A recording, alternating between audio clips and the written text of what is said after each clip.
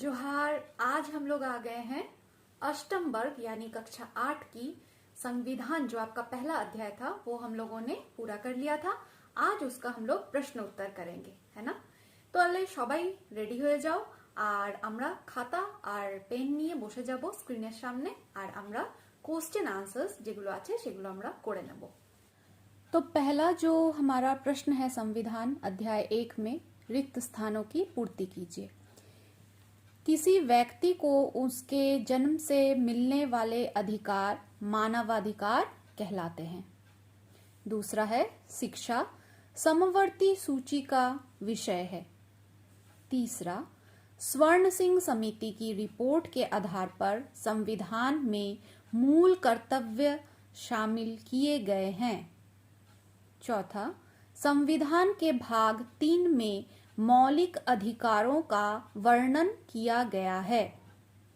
पांचवा है मानवाधिकार दिवस हर साल 10 दिसंबर को दुनिया भर में मनाया जाता है। तो ये हो गया हमारा रिक्त स्थानों की पूर्ति, है ना। पहला मानवाधिकार, फिर समवर्ती, फिर स्वर्ण सिंह, फिर 3 और फिर 10 दिसंबर। अब आगे देखेंगे हम लोग। निम्नलिखित प्रश्नों के उत्तर दीजिए। संविधान में वर्णित किन्हीं 5 मौलिक कर्तव्यों को लिखिए। उत्तर होगा 5 मौलिक कर्तव्य हैं संविधान का पालन और उसके आदर्शों, संस्थाओं, राष्ट्रध्वज और राष्ट्रगान का आदर करना चाहिए। अब दूसरा, स्वतंत्रता के लिए हमारे राष्ट्रीय आंदोलन को प्रेरित करने वाले उच्च आदर्शों को अपनाना चाहिए।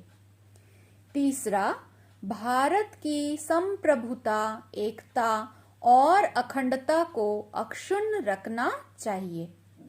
चौथा, देश की रक्षा और आह्वान किए जाने पर राष्ट्र की सेवा करनी चाहिए। पांचवा, सार्वजनिक संपत्ति को सुरक्षित रखना चाहिए। जो दूसरा प्रश्न है बच्चों वो है भारतीय संविधान द्वारा प्रदत्त किन्हीं 3 मौलिक अधिकारों को लिखिए। तो उत्तर होगा 3 मौलिक अधिकार हैं समानता का अधिकार, स्वतंत्रता का अधिकार, शोषण के विरुद्ध अधिकार।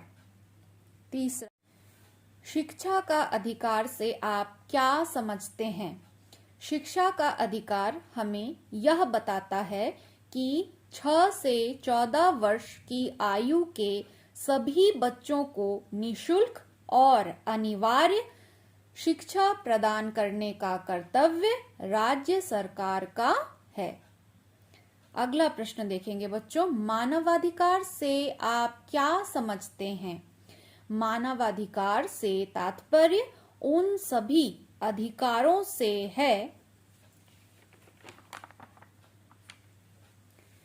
जो व्यक्ति के जीवन, स्वतंत्रता, समानता एवं प्रतिष्ठा से जुड़े हैं। इसमें संयुक्त राष्ट्र महासभा के द्वारा स्वीकार किए गए अधिकार भी शामिल हैं। इन अधिकारों में प्रदूषण मुक्त वातावरण में जीने का अधिकार, अभिरक्षा में यातनापूर्ण और अपमानजनक व्यवहार न होने संबंधी अधिकार सम्मिलित हैं। अब अगला प्रश्न है धर्मनिरपेक्षता शब्द का क्या अर्थ है? तो धर्मनिरपेक्षता का शाब्दिक अर्थ है धर्म के प्रति निरपेक्ष भाव का होना। इसमें सभी को अपने धार्मिक विश्वासों और तौर तरीकों को अपनाने की पूरी आजादी दी जाती है। अब अगला जो है बच्चों वो है, आइए चर्चा करें। ये दीर्घ उत्तरीय प्रश्न में आते हैं। तो उसमें पहला है भारत की संसदीय शासन पद्धति का उल्लेख कीजिए।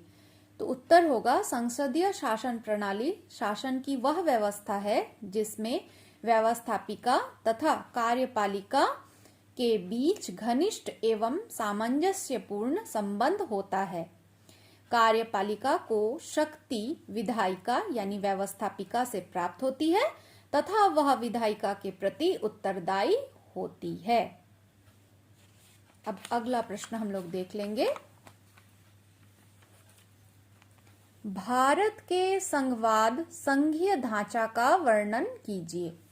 तो उत्तर है, भारत में संघवाद को अपनाया गया है, इसलिए हमारे देश में केंद्र, राज्य एवं स्थानीय स्तर पर सरकारें हैं। भारत में सभी स्तरों की सरकारों को विभिन्न मुद्दों पर फैसला लेने का स्वायत्त अधिकार है, लेकिन कानून बनाने का अधिकार सिर्फ केंद्र एवं राज्य सरकारों को है। अब अगला प्रश्न है, भारत में स्वतंत्र एवं निष्पक्ष न्यायपालिका के लिए संविधान में किए गए प्रावधानों की व्याख्या कीजिए। तो उत्तर होगा, भारत में न्यायपालिका की स्वतंत्रता के लिए संविधान में निम्न प्रावधान किए गए हैं। पहला, उच्चतम न्यायालय और उच्च न्यायालय के न्यायाधीशों की नियुक्ति राष्ट्रपति करते हैं, लेकिन उन्हें पदमुक्त करने का अधिकार राष्ट्रपति को नहीं है।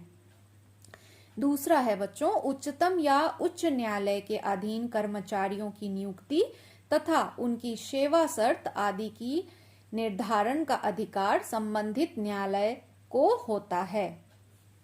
तीसरा, न्यायाधीश पदमुक्त होने पश्चात सरकार के अधीन किसी पद को ग्रहण नहीं कर सकता या अधीनस्थ न्यायालय में वकालत नहीं कर सकता है।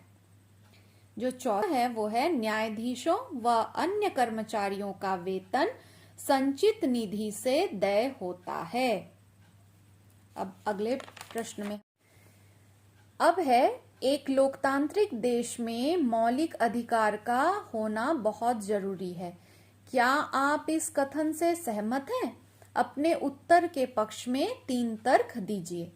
तो उत्तर होगा हाँ, एक लोकतांत्रिक देश में मौलिक अधिकार का होना बहुत जरूरी है, क्योंकि पहला, मौलिक अधिकार व्यक्ति के विकास में सहायक होते हैं।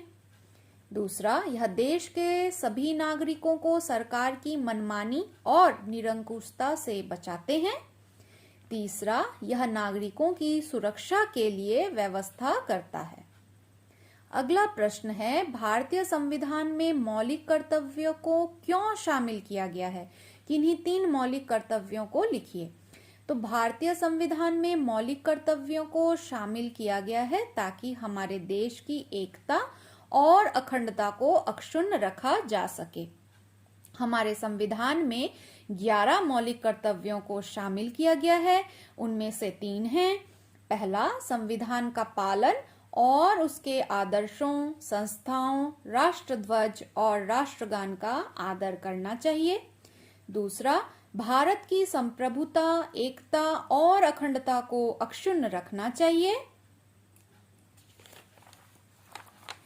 तीसरा, देश की रक्षा और आह्वान किए जाने पर राष्ट्र की सेवा करनी चाहिए।